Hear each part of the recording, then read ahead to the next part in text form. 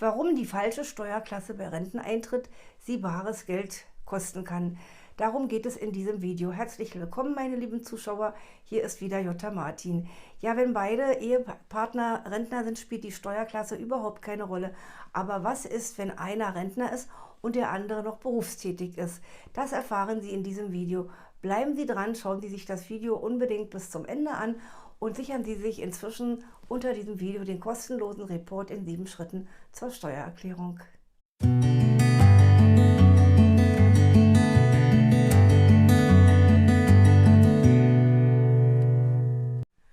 Schauen wir uns einmal die Steuerklassen kurz an. Es gibt 6 Steuerklassen. Wer ledig ist, bekommt die Steuerklasse 1. Hat er noch ein zweites Arbeitsverhältnis, dann wird dafür die Steuerklasse 6 verwendet. Ledig oder alleinstehend mit Kind, der bekommt die Steuerklasse 2. Und bei Verheirateten gibt es eben mehrere Varianten, und zwar die 4,4, 4,4 Faktor, 3,5 oder 5,3. Wenn Sie jetzt beide verheiratet sind und beide Rente beziehen, spielt die Steuerklasse überhaupt keine Rolle. Wenn jetzt einer Rente bezieht und der andere selbstständig ist, spielt die Steuerklasse auch keine Rolle. Wie sieht es aber aus, wenn einer schon in Rente ist und der andere noch im Berufsleben steht? Dann ist meine Empfehlung, dass derjenige, der noch im Berufsleben steht, unbedingt die Steuerklasse 3 nehmen sollte. Er hat dann den geringsten Lohnsteuerabzug. Es kommt in der Regel natürlich auch zu Steuervorauszahlungen, im ersten Jahr zu Steuernachzahlungen und dann werden in der Regel auch Steuervorauszahlungen festgesetzt. Aber, und hier hören Sie gut zu, ist ganz wichtig, der mit der Steuerklasse 3, der hat natürlich, wenn er vor der Rente noch wahrscheinlich arbeitslos wird oder längere Zeit krank ist, hat er natürlich höhere Lohnersatzleistungen. Das Krankengeld und das Arbeitslosengeld werden nämlich nach der Steuerklasse berechnet.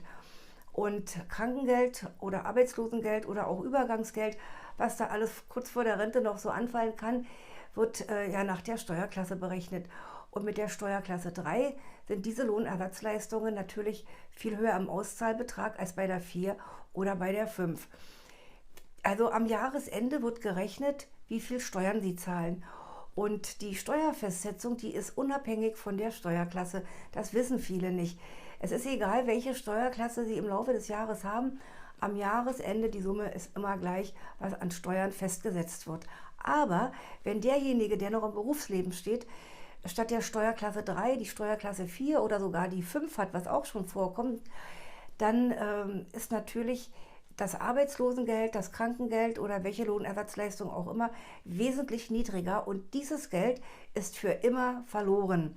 Die Steuer ist die gleiche, aber das, was Sie weniger an Lohnersatzleistungen ausgezahlt bekommen haben, das ist für immer futsch.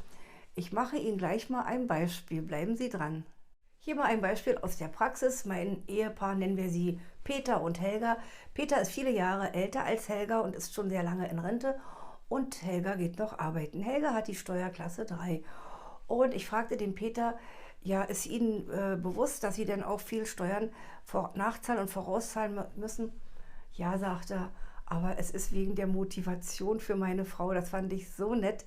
Sie hat natürlich ein wesentlich höheres Nettogehalt ausgezahlt, als wenn sie die 4 oder die 5 hätte. Bei Peter und Helga war es denn aber so, dass das alles so in Ordnung war. Beide waren zufrieden und inzwischen sind beide Rentner.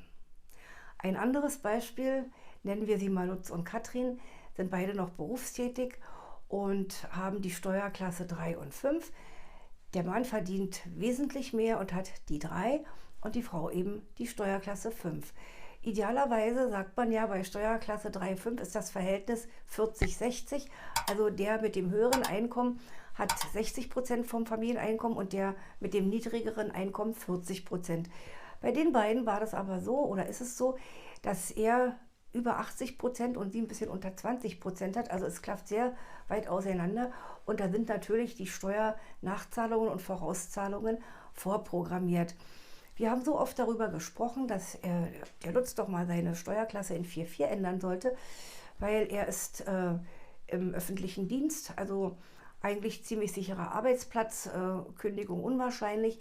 Die Frau ist in der freien Wirtschaft und ja, hat auch öfter mal die Arbeit wechseln müssen, war auch bei einer Zeitarbeitsfirma und hatte dummerweise auch ja ab und zu mal so ein paar kleine Unfälle, so Knochenbrüche mit Knie und Gelenke, also mit den Beinen, sodass sie dann auch für längere Zeit ausfiel und Krankengeld bekommen hat.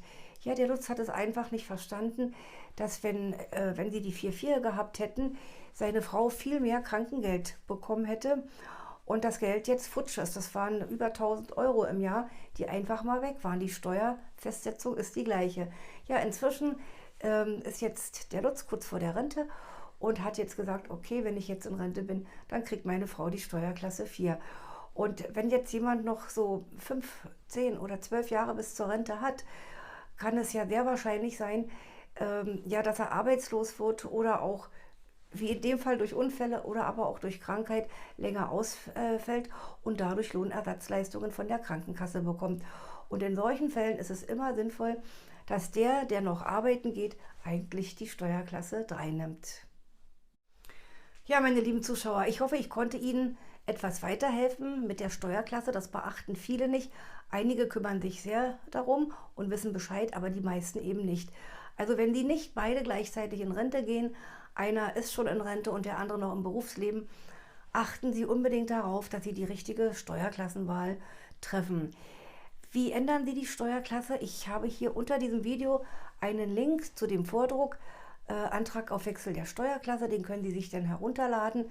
Das ist ein bundeseinheitlicher Vordruck, den müssen Sie ausfüllen, unterschreiben und an Ihr Finanzamt schicken. Ja, wenn Sie Anregungen haben, Wünsche für weitere Videos, lassen Sie es mich hier unten in den Kommentaren wissen.